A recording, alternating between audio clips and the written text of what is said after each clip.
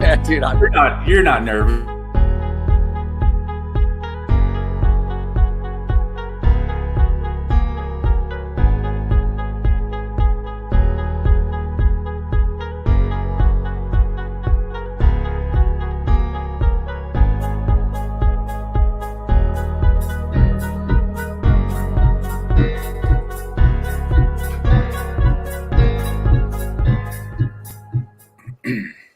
All right. Welcome back to another Global Tile podcast with Jason McDaniel, the man himself. He's switching things up today and slamming a do. What's up, brother? How you doing, man? Doing good. Good. It's a beautiful day here in Portland. It's a little windy. Is that coming through on my mic? No, you're sounding good. You're sounding good, man. Good. I'm not going to move. I'm going to lock myself in right here. That's cool. Who's that over there? That's Mark? Yes, sir. How's it going? Good, brother. How you doing, man? Good. Where are you, Mark? You're in Utah, yeah? I'm in Utah. Yeah, cool. Right by Salt Lake City, little town called Lehigh. Love it. Yeah. So what do we got? What's going on, Luke? What's Mark? There's a lot of cool stuff here, man. Let me tell you, it's been a while since I've seen so much excitement for an interview on a podcast. We have a lot of people pouring in already. Look at people were saying 1 hour out, 3 hours, less than 3 hours out. You know, Rod Catwick was excited. Everybody's excited and talking about this. So we're excited. Anybody who's been around the groups for a while knows Mark and, maybe has seen some of his story and some of the work he's doing out there in Utah. And I'm excited about this interview. I'm excited to see where you take it, Jason.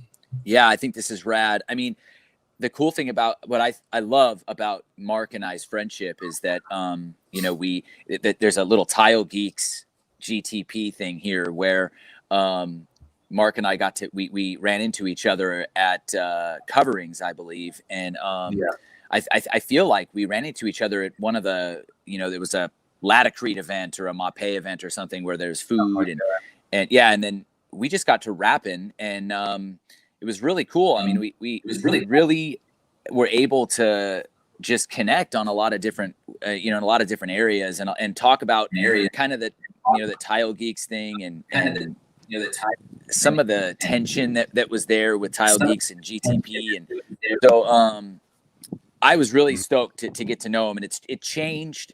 I think it changed a lot of perception there. I mean, I think we were able to kind of talk about a couple things, and it got me more involved in Tile Geeks, and Mark probably felt like, hey, I'll get more involved in GTP. And then obviously seeing Mark's work for me, and Mark knows this, Mark's somebody that I call for advice and that I look up to as an installer because his work is it's just so unbelievable that you can just see the attention to detail. And I know that Mark is a thinker, a lot like I am and Luke, like you are. This is a game where you've got to be thinking. And right. Mark has that kind of, next level brain for this stuff. Of course, he's in an amazing area. He's got Rod Catwick. He's got Angie, that Chase, who we just talked to about the Flow FX drain. I mean, he's in such a great area. But another thing about Mark that some people might not know is that, it's taken some time and a lot of work to get back to where he is now. And I think, I want to dive into that stuff. But first and foremost, Mark, talk to us a little bit about, who you are and what you do. So tile wise, I mean, you want my tile story? Whatever you have, brother. Like you live in Utah. Your name's Mark. So far, that's all I know. That's what you know. I'm pretty elusive. Aside from that, I've got 5 kids. I've got four teenage sons and a little girl who's 7. Wow. Been running the tile business since 1999. Pretty much full time since then. We love the outdoors. We hang out in the desert a lot, mountains. We got it all here. So that's cool. What was the? I'm always intrigued by what got somebody. What I mean. I've talked a lot about how I got into tile. That I was a slab fabricator, started a business, didn't have anything to do. Right. Next thing you know, it's like, oh, got to learn how to set tile. So that's kind of where. But what about you? I mean, have you always? Have you out? Can't hear you. Can you hear me now? Yeah. I can hear you. Okay, I turned on Do Not Disturb, and apparently that didn't work. So have you always been able to build things, fix things, and do that? So growing up, my dad was a teacher, and he also had a little carpet business. So we grew up doing carpet with my dad from the time I could walk. Pretty much, we were nailing in tack strip, and he was kind of a general handyman too. So he had tools around the house all the time. So we grew up building stuff. That was our life. There was always tools. It was the 80s, so we could run power saws and drills at 4 years old. And Right. Nice. I'm grateful for that, man. I grew up just working with my hands, and never had seen a piece of tile, let alone worked with it, until I was 21. Didn't really even know anything about it. Don't think I ever even thought about it. It just wasn't something I knew about. So 21 years old, I'm in college. Not sure why, just there, just to be in college, I liked rocks, so I was going to be a geologist is what I thought. Nice. I was working for a disaster recovery company doing like flood and fire damage repair. I've been working with them for a few years, and I just decided that I'm going to go on a road trip I packed up my backpack and took off in my truck and quit my job. I just wanted to do something fun. And I would stop in little towns around the country, and I had carpet tools. So I would stop at little carpet stores and say, hey, do you have like a day job I can do for some gas money? And I ended up in Phoenix, Arizona to visit my cousin who had just married a guy, and they were living down there. And he was working as a tile setter's helper. And I needed some gas money because I was going to go to Mexico. And so I went to work with him for a day, and I didn't know this at the time, but looking back, he wasn't working for a real tile guy. It was just kind of a guy that was laying carpet out of the back of his truck and did some tile. And he showed me how to mix thin set and how to run the target saw, and he left. And so me and my buddy just kind of started laying tile. And I ended up staying there for about 6 months and just really liked it. It was fun. I just enjoyed it. I loved everything about it. It was cool. I'd never done it before. It was a fun experience, and we didn't obviously do things right. I mean, looking back I actually took pictures of some of the stuff we did, and it's like, wow, I can't even believe that somebody paid for that, but I didn't know, Right. For sure. The good thing about being naive is like, you don't know that you're naive. So That's so funny. Yeah. That's so funny. I think so many of us have such a similar story. You get into it, and your boss is like one of those guys who just lives at the bar or whatever, and or maybe he's doing a lot of jobs. It was the same way with my boss. He said his boss trained him for about 6 months, and then said just gave him addresses to go to, and then my boss started doing the same to me, just sending me out. I was like 19 years old, just tiling houses. Yeah. And you it might be the wrong way, but you figure it out, you figure out how to solve problems.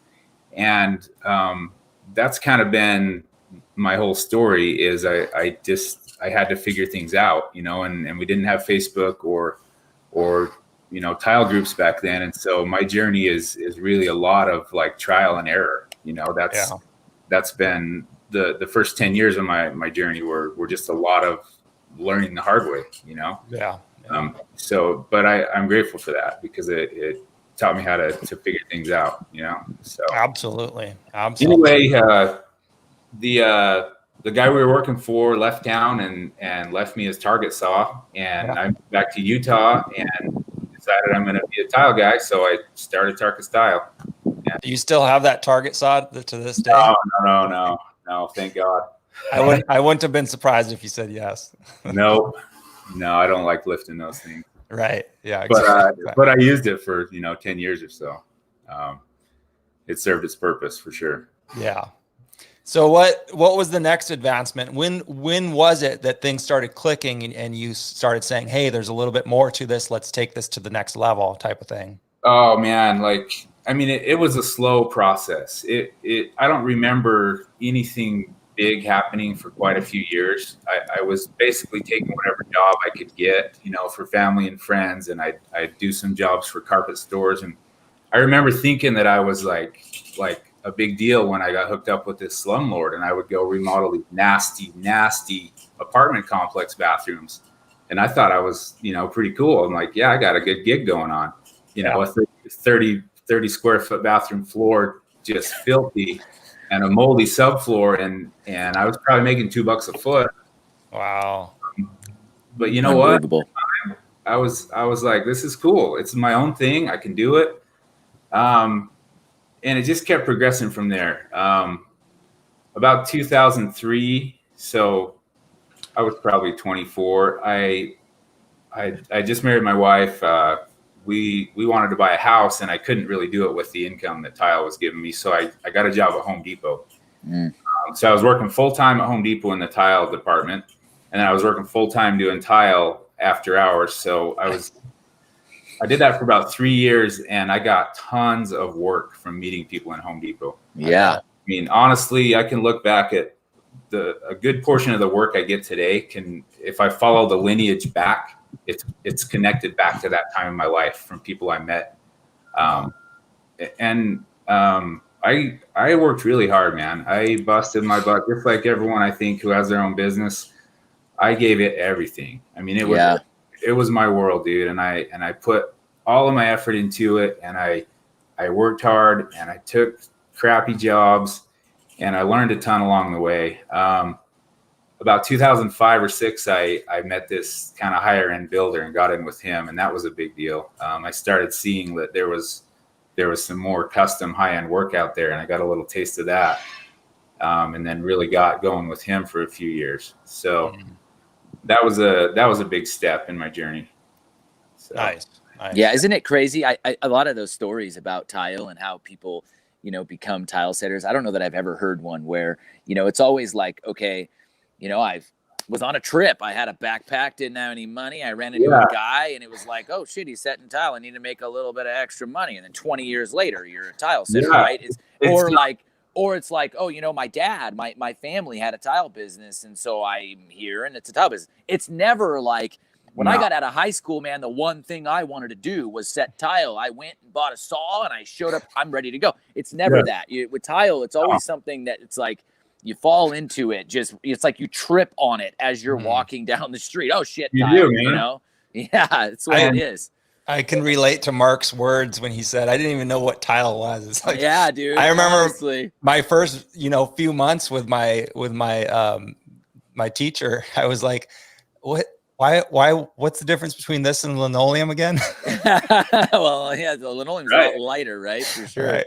I love those stories, man. I absolutely love those stories. So Mark, what I mean, look, we've seen you post a lot about some of the troubles that you've had, and some of the mountains that you've had to climb to get where you are. I mean, just it's a quick shift into a different topic, but I think it's a really important topic because it I think a lot of us can relate, right? Had you always had issues with like addiction when you were younger? I mean, this is something that you've posted a little bit about, and I think it's something I'm curious about. Did you? I mean, you guys said you got married when you were 20. Yeah, 24. So 24. Yeah. When I was 16, I started dabbling with drugs. Yeah. Pot, LSD, eventually meth, and just I lived that life for a couple of years, and then I cleaned up and got responsible and started working. Met my wife, and then I had another little bout with drugs, shortly after we were married, and that kind of came and went. And then I cleaned up, and I really, really focused on the business, and I had a good long stretch. I had 8 or 9 year stretch where I just was clean, and life was awesome. We started having kids. The business was really picking up.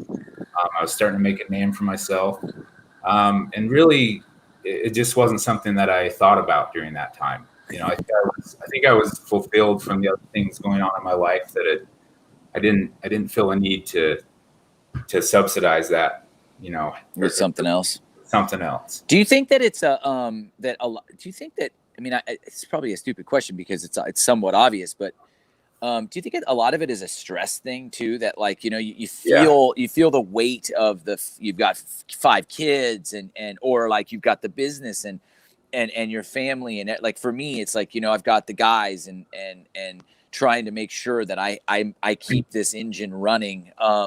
Sometimes it's like, there's that part of me that like, I do feel that I've never drank, alcohol. And so, but I can imagine that like, if I wanted a break, a mental break, right. I can imagine that would be a good mental break at times. I mean, do you think that a lot of the reason why you go back to that, or you had gone back to that, is because of the stress of, the recession and all, how hard it was to make money and to survive? Does that have anything to do with the decision to fall back into it? Yeah, I mean, a little bit. I think any stressor that causes you stress, like for me, the tile business was stressful, but it was like a joyful stress. Like I loved it. I loved the striving and chasing work and meeting people, and that was a thrill for me. So that kind of gave me the thrill that I was looking for in drugs earlier in my life. For me, there were a couple of big life-changing events for me that made me start going back down that path. And I mean, if you guys want to hear a quick Cliff Notes version of that. Yeah. It's and I however anyone feels about addiction, I hope that my story can be relatable. Whether you've been there or someone who has, I hope that there's some value in it. So about 2012, we got 4 little boys. My wife, Sarah, she's awesome. She's all-American soccer mom. She takes care of everything. I just get to run the business and work and come home and play with the kids. It's kind of a dream life, really. It was going pretty good for us. I did always have the tendency to kind of be a workaholic. I would say, looking back now, if I were to tell this story back then, it's a very different version than I tell now in hindsight. Looking back now, I always had an unhealthy work and life balance. I always worked too much and didn't give enough time to other things in my life, like self-care or taking care of the needs of my family, which I took care of their needs, physically, but I spent a lot of time on the business and at work. And I think the reason I did that, and I think the reason a lot of us do that, is because that's where we get the instant gratification and fulfillment. Like, our customers see our work and they're happy. Your kids aren't always happy with you. You can go home after building an awesome shower, and your kids are having a hard day and your wife's had a hard day, and they don't maybe appreciate you right then. Right. That's normal. That's a normal family life. Whereas at work, you're getting that instant appreciation from what you're doing. And it's a lot easier to be at work sometimes, Tile fills my cup, it makes me feel good. It makes me feel good when people like my work.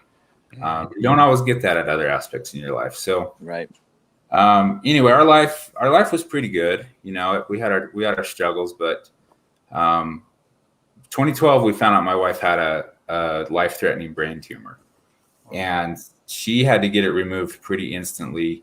And she was pregnant at the time when we found out about it. She was pregnant with our 5th kid. Wow.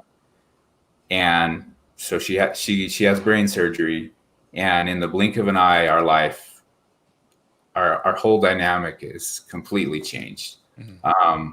I'm in the middle of a massive custom home, halfway through it. All of a sudden, I need to step into this role of taking care of my kids and now taking care of my wife.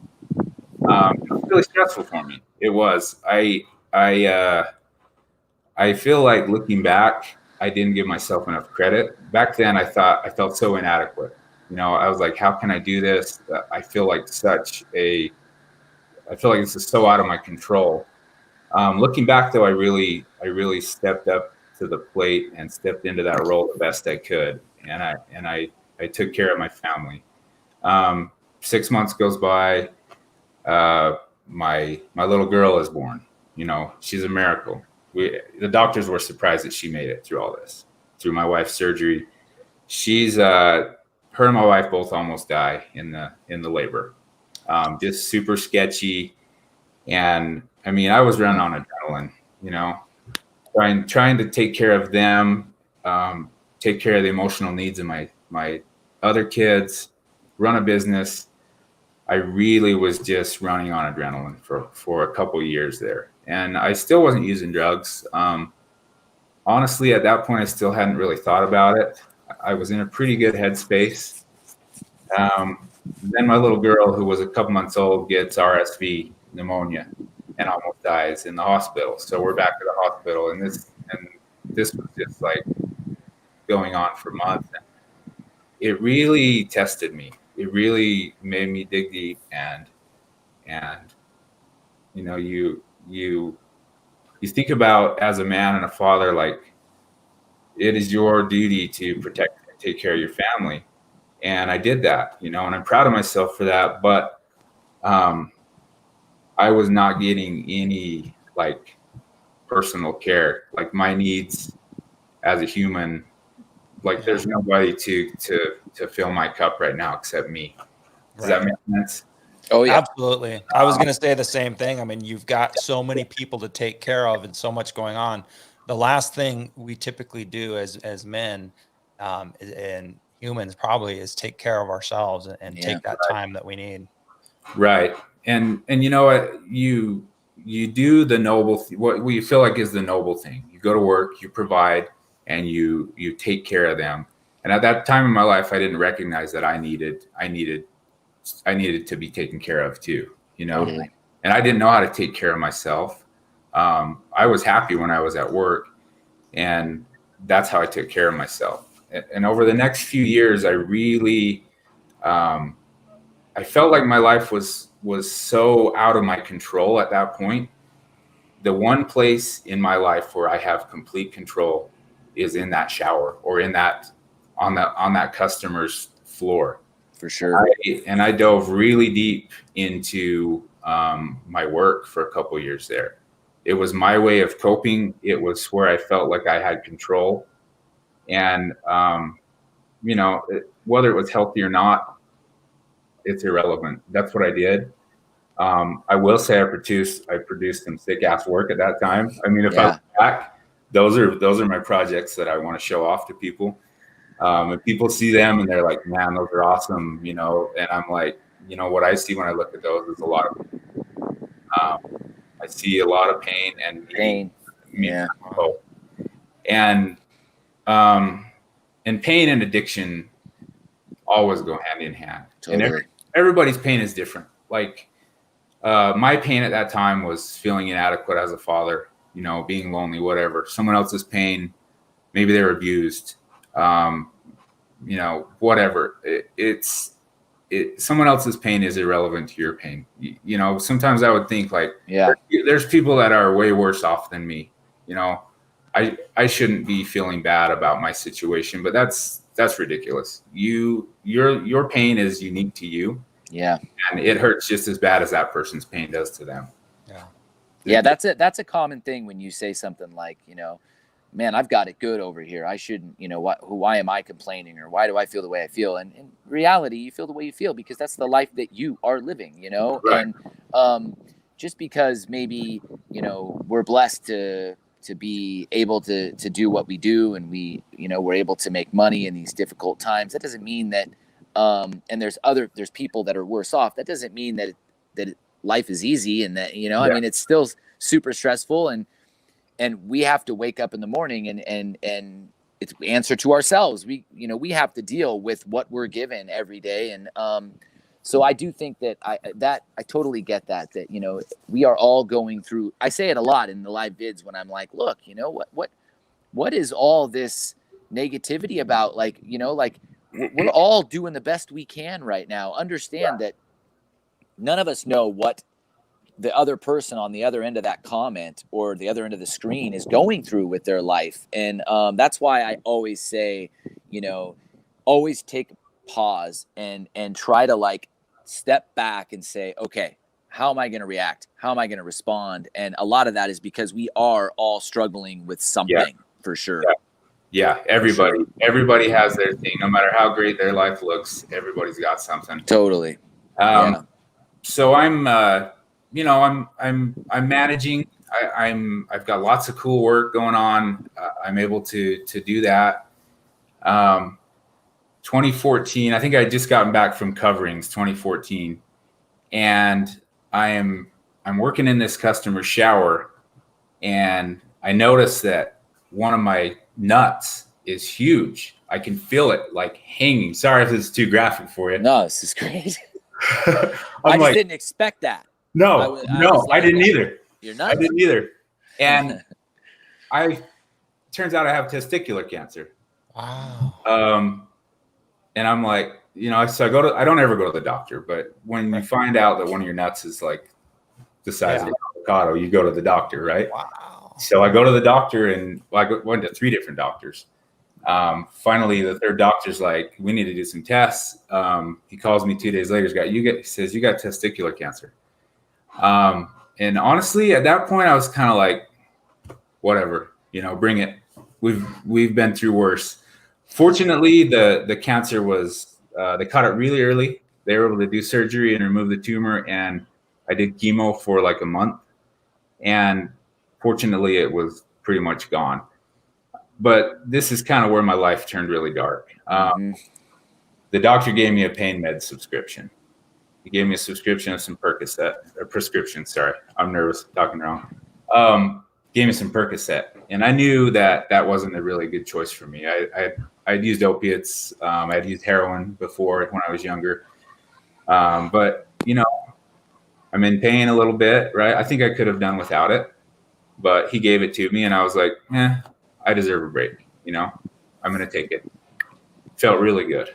Yeah. Felt really good to check out for a minute. And that's the thing about drugs, man, is they do feel good until you run out, and you always run out. Yeah. That train's got to stop somewhere.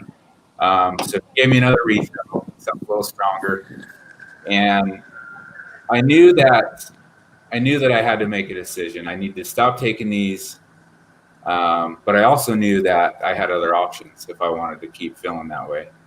And unfortunately, I made the wrong choice. When I ran out of pain pills, I went and bought heroin. And in Salt Lake City, you can get heroin easier than you can get a bottle of whiskey. Wow. It's everywhere. It had been a lot of years for me since I had gone down that road, and I knew that was a really bad decision for me. I was not ignorant to where that would take me. I didn't know how far it would take me, but I knew that was a wrong choice. But I made the choice anyway.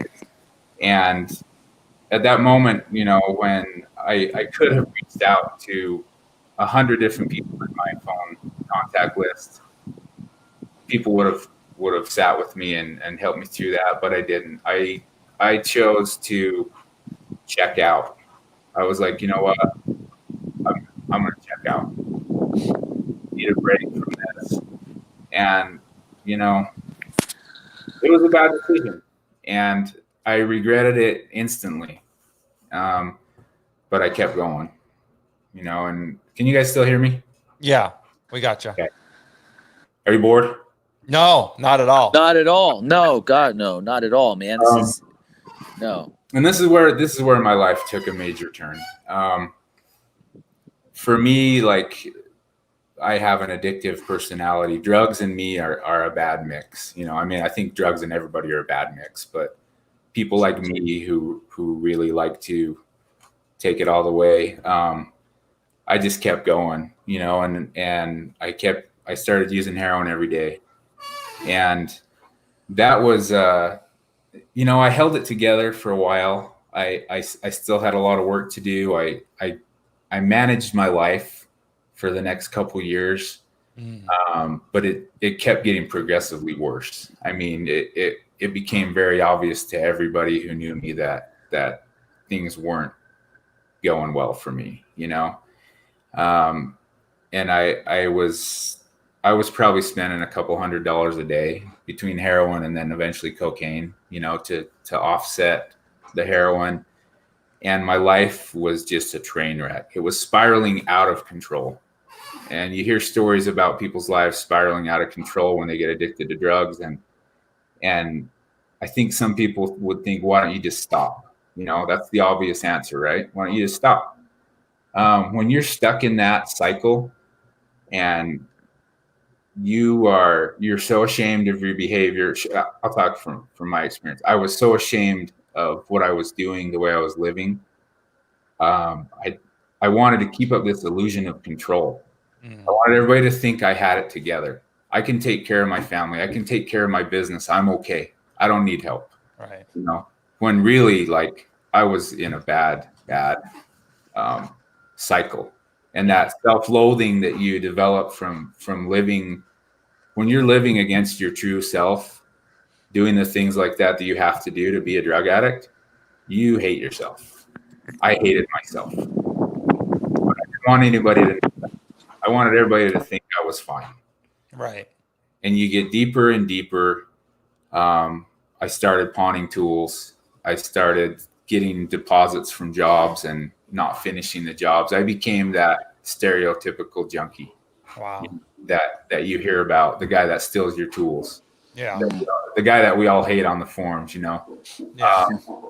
And that's not who I am as a true person. That was not who I am. It's just not who I am, but that's who I became when I decided to live that selfish lifestyle. And drugs are so selfish, dude. The addiction cycle is such a selfish, primal, like you are living in survival mode, which is such an oxymoron because you're killing yourself, but you are doing whatever you have to do to survive. And that means stay high.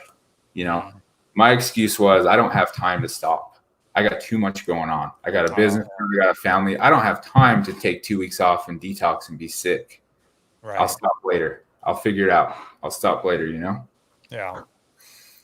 Fast forward 4 years to 2018. I'm in jail. I got arrested for driving with my children's car with heroin and cocaine in my system. At this point, I've pawned everything I own. I have no tools left. I've lost my truck and trailer. Wow. My wife has separated from me, various times. That sucked. That sucked. That was a really crappy place to be. I got out of jail. We were going to lose our house. It was going to get foreclosed on. My wife's friend's a realtor, and she's like, let's try and sell it. So we were able to sell our house and get a little bit of money. Wow. And I just went on a bad run and ended up in front of the judge. And she said, Mr. Christensen, you are a danger to your children. You can't be around your kids. You are not allowed to be around your kids anymore. And I think everyone who goes through addiction and manages to come out alive, at some point they have a breaking point, something that breaks them bad enough for them to stop. Yeah. And you can call it, hitting rock bottom, whatever. For me, that was it. Yeah. I was told that I had to be out of my house by 5 p.m. that night. And so I'm gathering my stuff up. And this is the lowest point I've ever been in my life. I hated myself. I hated what I had done to my family. I was so ashamed. And I was going to take my life or I was going to change. I knew those were my only two options. And I sat there for a while and I thought about it. And I decided to live. I decided that I was done. Yeah. And when I finally decided that I was going to quit, no matter what it took, I was going to be done. I couldn't stand another second in my skin living that life. If I'm not going to kill myself, then I have to change. And I decided to change. And once I gave up that control and surrendered, it's like the universe opened up. It's like floodgates to me. Like it was just waiting to give me all these good things, but I was such a dumbass and a hard-headed, selfish bastard that I wasn't willing to change. And once I decided that I was willing to change, all these doors opened up for me. I had to move out of my house. I met this guy named Jared Casey. I'm actually sitting in his office right now. Oh, right on. One of my best friends in the world. He owns a men's sober living house and an outpatient program. And he took me in and he said, you can do the tile in my bathrooms to trade for your payment here. And so I traded tile for rehab. Wow. And a place to live. And the first day I met him, he said, "Who are you?" And I was like, what do you mean? I'm Mark. I'm a tile guy. I'm a junkie. And he laughed. He's like, a junkie? I said, yeah, that's really all I am. And he said, I don't see that. He said, I see a man who loves his family. I see a talented craftsman. I see someone who wants to change. And over the next couple months, I learned to love myself again. And that was hard. It's hard to love yourself when you've done such shitty things. But the only way you can come back from being in a place like that is to forgive yourself and change your behavior. Right. I mean, there's 3 components in recovery, I think. Forgiveness. You got to forgive yourself. You got to have compassion with yourself and realize that you made some bad choices, but that doesn't mean that you are a bad person. And then you got to be accountable. I had to change a lot of things. I had to really look at my wife and say, I cannot do this, and this, or I cannot be this. I can't do these behaviors. I had to change so many things. It was really hard. It wasn't hard for me to not use drugs anymore. That obsession went away when I decided I was done. It was hard for me to have the self-confidence to go out and be a functional adult again. It was hard for me to go out and face people who I had screwed over and to make amends to people. Am I boring you guys? Not at all, brother. I really appreciate you sharing this. Yeah, sorry. I'm glad that Luke is muting my mic because it's a little windy here and there's somebody inside the house cleaning. But the reason why we're not saying anything is because, this is amazing. This is the stuff that we need to hear, that everybody needs to hear, that, that these struggles happen. And I guarantee you that somebody that's going through something very similar. We all do. And I do. Being that you're talking about this openly, it's really going to help a lot of people and probably someone really close to you for sure. So you're absolutely not boring us, brother. Yeah, and we've got people listening. I mean, like Mario says, this is real talk. This is the kind of stuff you don't get to hear every day. And even though some people are going to really relate, word for word what you're saying, and then others are going to pick up pieces of the story and be able to relate to this, like mindset and a lot of the things that, we're allowing you to continue the practices that weren't healthy, but you were able to justify that in your mind. So I think each one of us can relate on some level and appreciate the story. Hey, Luke, while he's still talking about this, mute me for a second. I got to get a battery charger for 100% when I started, and it's down to nothing. So, right. Mark, obviously we're still listening, brother. Just give me a minute. I'll be right back. Just starting to get good. So, I was clean. I was living in a safe place. But I still had a lot of problems. My life was a complete and atomic, disaster of a shit show.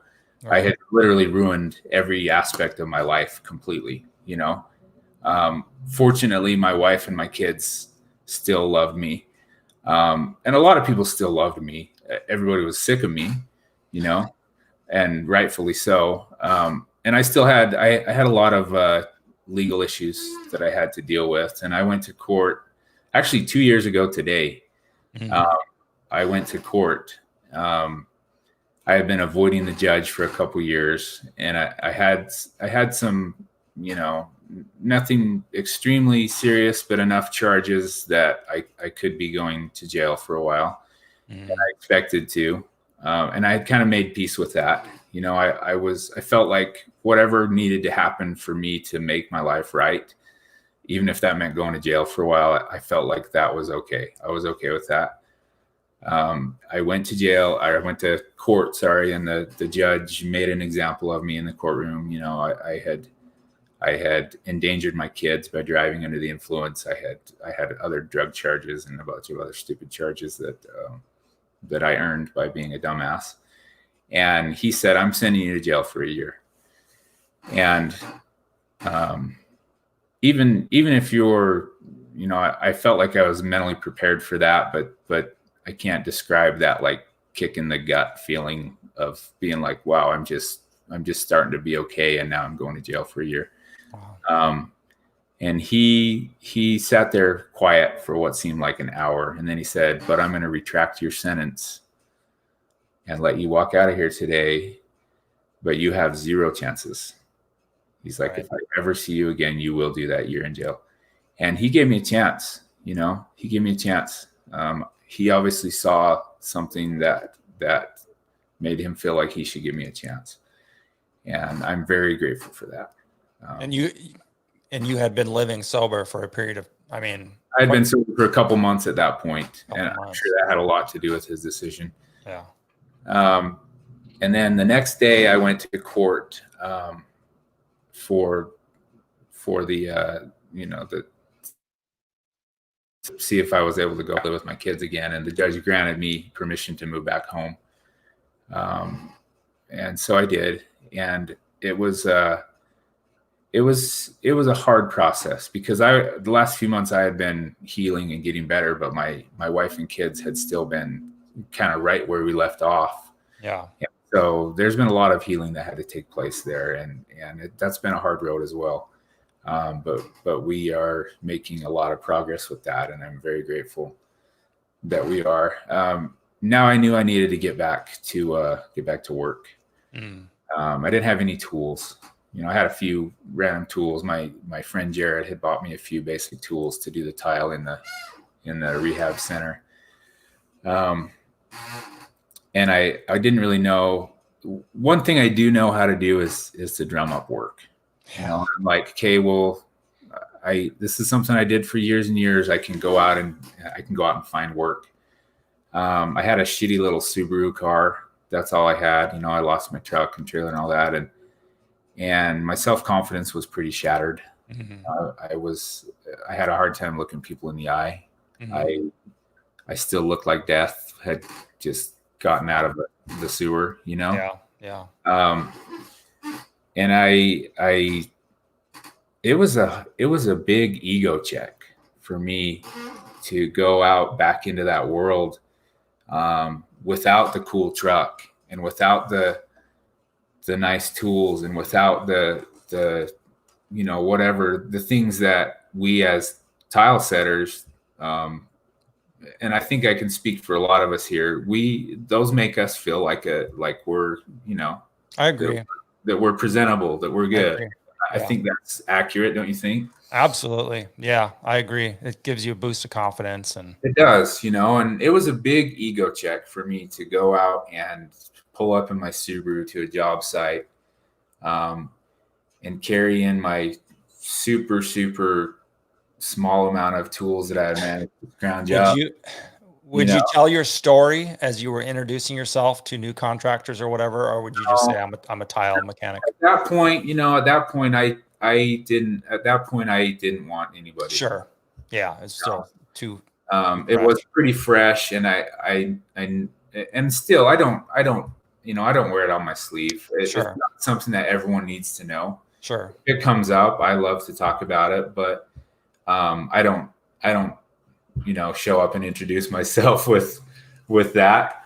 Some people, you get a feel for people. If it feels right, it comes out. Yeah. I just go off of feels, man. If it feels right, it comes up. But but really, I wasn't having a lot of attraction getting work, and I'm like, God, this is gonna be hard. What can I do? And I don't know why it didn't dawn on me until this point, but I had let my phone lapse a year and a half earlier. I had the same phone number since I started my business. For like 18 years. I had the same phone number, and I let it go. I used burner phones, whatever. I didn't care. I was at a point where I was done with Tile, I thought, and I was just living the junkie life, I'm like, I wonder if I can get my old phone number back. And so I called AT&T, and they're like, yeah, someone else has it. And I don't know why I didn't think of this, but I just called my old number. I called it, some dude answers, and I said, hey, I used to, my name's Mark. I used to have this phone number. And he's like, Mark, the Tile guy? I'm like, how do you know? He's like, dude, I get so many calls for you. Wow. So many calls and texts for you. I'm like, and I just got this like rush of like, you know what? I can pull out of this. Just because I ruined my life the last 4 years, it doesn't mean it doesn't negate everything I did before that time. Mm-hmm. And he said, yeah, I'll give you your phone number back. He said, I'd love to. I'm sick of people calling me about Tile. So he's got two choices: either get rid of the phone number or become a Tile guy. Yeah, that's right. In the meantime, so it took a couple weeks because it was his work on the phone, and it took a couple weeks for the process. In the meantime, this stranger, this dude that I don't even know, every time he gets a call for me, he forwards me their contact info. He sends me a text and say, this person called you. Wow. Here's their number. That's so cool. Random stranger cool. That I don't even know, and still to this day, I've never met. It's cool. That is cool. Yeah, obviously I missed a part of you live right. What's that, Mark? Oh, yeah. What were you saying, Mark? Go ahead. Oh, he's breaking up a little. Go ahead. Say what. Oh, just 1 second. Can you hear me? Yeah, there you are. Once I decided to live right, things just started working in my favor, and that gave me a big boost of confidence. And it didn't pick up right away. I lost a lot of bids, and I think a lot of it was because of my self-confidence. I showed up and I just didn't believe that I was a good, honestly, I didn't know that I was a good Tile guy anymore. I didn't really know if I still had it. I hadn't really done Tile for a while, and I felt like I was still kind of recovering from the damage that I did to myself. It took about 9 months before I started to feel normal again, and to feel good about myself. And really, like my friends here at Iron Recovery, I stay super close with this group. They have helped me so much to build myself back up, to learn how to love myself, to learn how to be confident, things like that. And that's something I think I was lacking even in the years of my life when I was doing really good. I didn't have a strong support group, because I didn't think I needed one. My life was good. I don't need a support group. I don't need people to help me because I can do everything myself. Right. That's a lie, dude. That's bullshit. For me, it is. Yeah. I absolutely need people that have my back, not just when things are going good. I need friends that I can call and cry to, I need people that I can say, look, dude, I'm not in a good spot today. I need somebody to like sit with me in this, and I got friends like that today. And I've always had those friends. I didn't utilize them. I like Rod, you want to talk about a good friend. Yeah. Rod called me before this and gave me a pep talk. Rod's been someone that's just been solid for me, and I burned him in my addiction. I did some stuff that and him and a couple other good friends, I burned them. and they forgave me, and they support me, and they have my back 100%. Yeah. Another one is Don Cash. He's on the groups. You guys don't probably know him. He's been there through the thick and thin for me. He's just the whole tile community. When I was going through the stuff with my family, they were there to support me. They always reaching out. People are always checking up on me. Even in my darkest days, I had people checking up on me. I had Rod show up at my house one day in the midst of the worst, biggest shit show in my life. And Rod shows up and takes me for a drive. And he's like, dude, you're Mark Christensen. You can't pull out of this, dude. You're like, you people are concerned about you, you know? You can do this. We got your back, dude. And at the time I was like, you know, whatever. But looking back on that, like it's awesome. It means a lot to have a group of people who stand by you no matter what you're going through. Yeah. I've been blessed with a lot of good people in my life. Yeah. Hey, Luke, can you guys hear me all right? Yeah, you're coming in good. Okay, great. You know, Mark, I think you and I had talked a little bit about, you know, some of a lot of this stuff, right? But one thing too is that it's not even, you know, bad days and things that you're going through in life doesn't necessarily have to be an addiction thing. I mean, I can recall one time a few years back, my brother was part of the business and Jeremy, and, you know, and I just remember feeling just the stress of everything, right? Just, you know, having to set tile all day, make sure that you got rent paid, make sure that the guys are paid, make sure that the next job is lined up and ready to go. And, you know, customer expectations have just gotten crazier, you know, as the years have gone on, and it's getting more, the applications are getting more difficult. Everything's getting more difficult. And I remember a day where I felt, I mean, and this is just my little story, right? This is at this particular time, this is kind of my woe is me story. But I remember being outside my house, and I just felt so desperate for somebody to understand what was going on and how I felt. And it was like, I'm trying to talk to my brother. I was talking on the phone. I was on the phone with my mom. And I just remember I just broke down. I mean, I started bawling my eyes out. I was sitting in my truck. I started crying. And I remember, like, my brother came over to me and he was like, Jay, what's going on? And I walked across the front of my house, and I like curled up in the front of my house, in the grass in the fetal position. And I was just crying. I couldn't, I mean, I was just done. And my brother came over, my mom was on the phone. And I guess the reason why I'm saying this is that, you know, those types of things happen to all of us, where things just mount up, and you know, it just begins to be too much. And you know, when it's your business and you're the one in charge, and you've got to, you know, it's your family, and you're the one that has to pay all the bills and do all the stuff and manage all the projects and set up the schedule. And it's like, you know, you think when you're strong, and I think I'm mentally strong, I think I can handle all this. No big deal. It's all good. I've got this handled.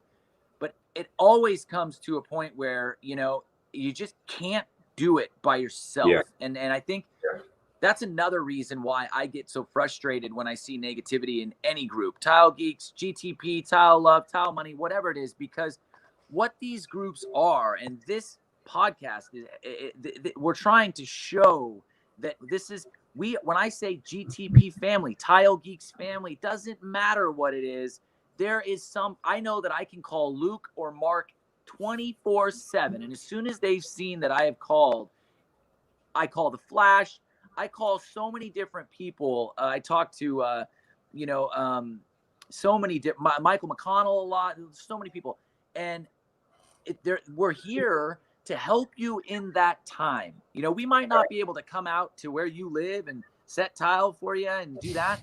But what we can do is we can talk you through a little bit about what you're going through, and try to shed a little bit of light on it, and try and kind of get you to understand that you're not alone. You're not going about this by yourself. There's so much to that, because I can still feel that day where I just was in the fetal position bawling. And, you know, I mean, I can also relate to the addiction stuff. I totally understand those things, not to the level that you've gone through, but I think a lot of us can relate. And that's why it is so important that you embrace this family that you have of men and women, tile contractors, construction professionals. We're here to talk to you whenever you need somebody to talk to. It doesn't matter who you are. If you're going through something strong that's affecting you, please use this family you have to reach out like Mark did when he was at his lowest. And I think it's amazing, brother. I think it's amazing that you're willing to share this. Luke, have we had any questions or anything like that? I don't think we had a lot of questions. I do have maybe one or two I can point to, but I have a question for both Mark and yourself. Mark, I assume you kind of had some maybe professional help, mindset, overcoming. Is that correct to say? Yeah, definitely. This place where I'm at now, I actually work here as well now too. I work a couple nights a week here as a coach, helping new guys come in, which is awesome. I'm glad to hear that. But yeah, just a lot of group therapy, which to me is awesome because you can be with a group of people who are going through the same stuff, and you can talk real, like we're doing right now. And it's all about mindset, Luke, like you said. So my real question is, I was just setting up my real question, and it's kind of a selfish question because I struggle with this too. What is a trick or a technique you use to say, you know what, I'm going to pick up the phone call right now and talk to, Rod, talk to Jason, talk to Luke. I gotta lean on my people. Cause like, I know for me, I can relate to, I don't ask help from anybody. Yeah. It's gotta be me. It's all on my shoulders. Yeah. And I need to get past that. How can, what can, because you have had professional help, can you give us a trick or a tip? You know what? It's still hard. I still want to be able to solve all my own problems. Yeah. That's just how I think we all are. We want to be able to handle our own things. So it takes some effort on my part. Sometimes I have to force myself to do it. But one thing that helps me, man, is if I'm in a funk, and I'm starting to think like, and I don't get to where I want to go use drugs anymore, but I do get to where like I want to just fuck off and say, whatever, I'm not being responsible today. Right. Sometimes I got to say it out loud. Like for instance, one of my big problems is being a workaholic and staying at work too long. That's always been an issue. When I get to think it's coming towards 5 o'clock and I start thinking, I really need to stay at work. When I don't need to stay at work. That's been a huge part of my change is setting a boundary with work. But when I start thinking that maybe I need to stay late and work on this, it might sound stupid, but I say it out loud. I say my excuse out loud as if I'm saying it to my daughter. I say, sorry, honey, I really need to finish these people's bathroom because they only have 5 other bathrooms and they're not going to be able to use this one until I'm done. Reality check. Yeah. Reality. And my favorite one, and I'm embarrassed to say how often I've used this one, is I really got to get this niche done so I can show my tile friends a picture of it. So I won't be home till like 9 o'clock tonight. Yeah. I mean, how stupid does that sound? Dude, it's reality, though. Felt it. So I'm going to neglect my kids so I can show off my work to my tile friends, and I've done that a lot of times. You're not alone in that, brother. There have been times where I'm like, I need to get this done, man, because I've been working my ass off on it, and I really want everybody else to see it. I got to show it off. Yeah. You know what, Luke? The other thing too that you can do, I've suffered with anxiety my entire life. I've had anxiety since I was old enough to know that I had it, right? And I remember that, man, I remember the day that it was so bad for me. I was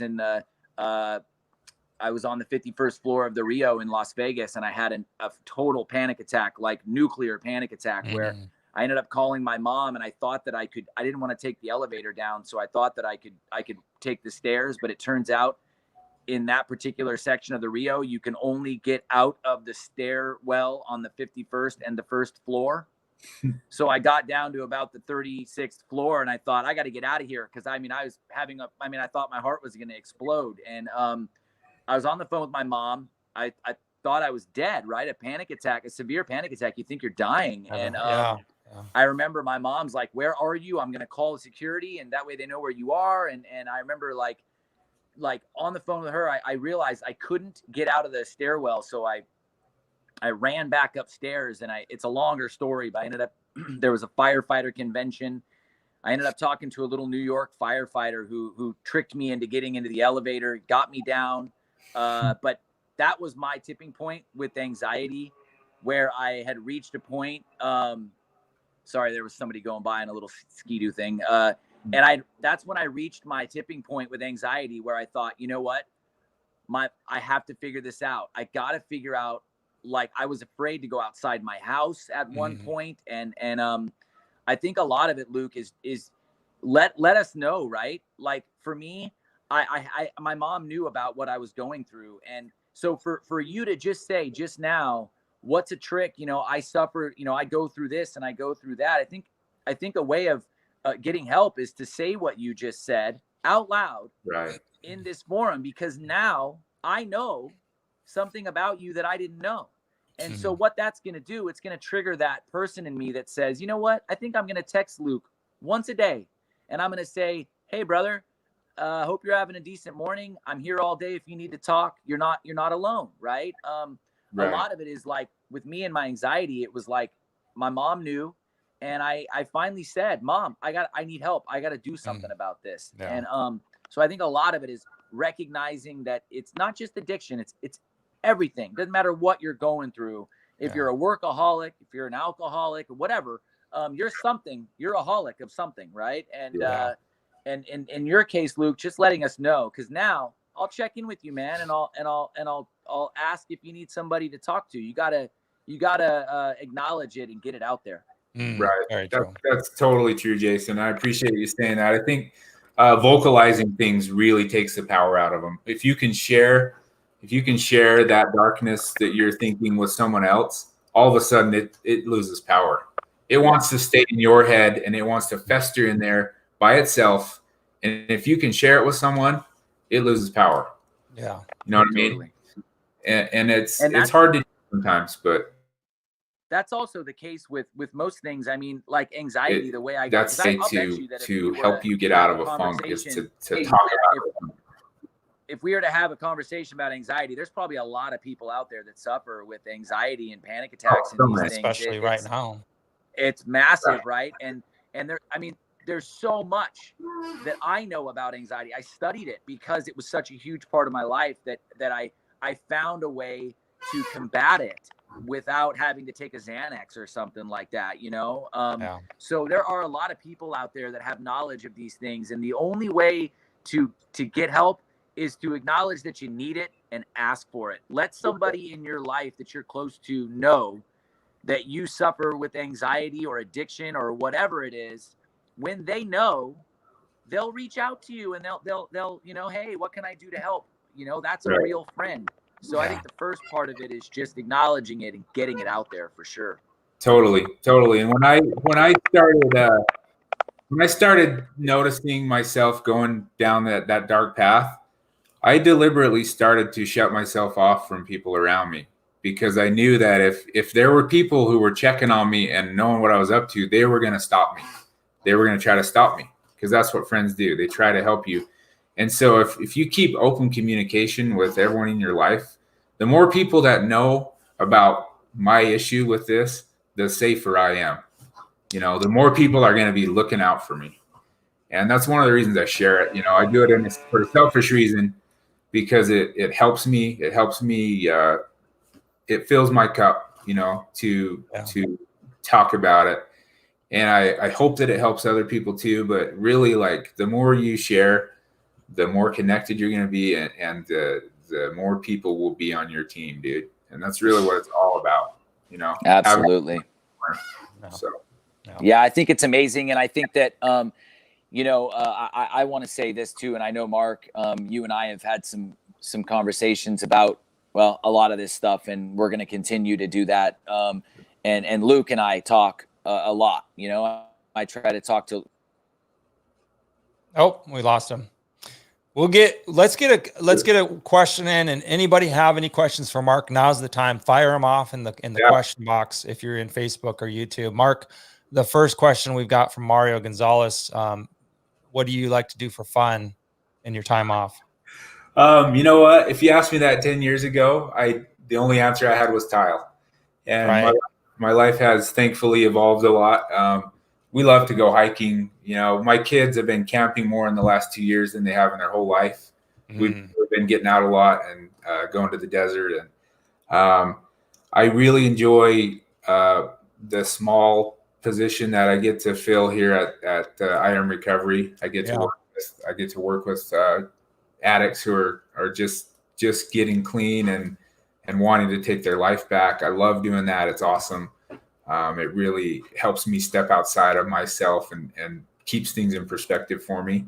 Yeah. And really just being with my kids, man, like I missed out on them for a lot of years, and I just like being around them. Yeah. We don't have to be doing anything. So yeah, that's very cool. Yeah. How long have you been sober, William Pino? So I've been clean for 2 years and about 2 months right now. Congratulations. Yeah, and it's awesome. I'm so grateful.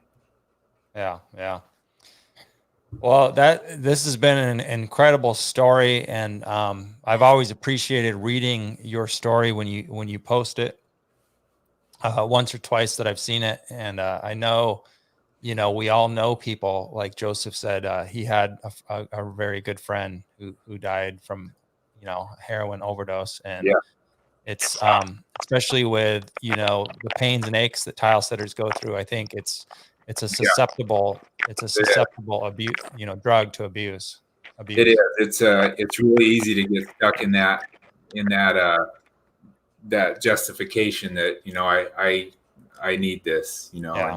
And some people do, you know, some people have legitimate physical pain, and I don't, you know, I've never had really legitimate physical pain, but I think we all can think of many excuses to go there, and I think I hope everybody can benefit from what I've shared. I hope you can think twice before you get too carried away if you're ever faced with that. I'm an open book. I love to talk about it. Yeah. If I can help in any way, that would make my day. So right on. Well, we appreciate that about you, your willingness to share and help. So yeah, you guys have been awesome. I appreciate this opportunity for real.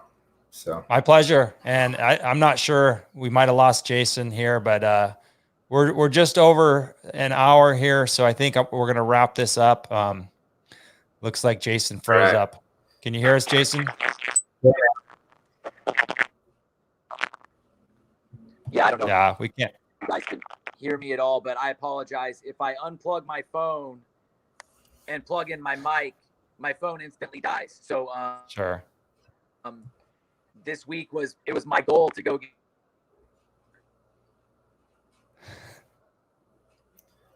I think I think he's trying to say he could use a new cell phone, but perhaps this weekend or something. So listen, Mark, we're gonna conclude this here. And once again, on behalf of everybody, thank you for sharing your story. Thank you, Luke. Thanks, Jason. I appreciate it, you guys. Have a good weekend. All right, everybody. Have a great weekend. We appreciate you.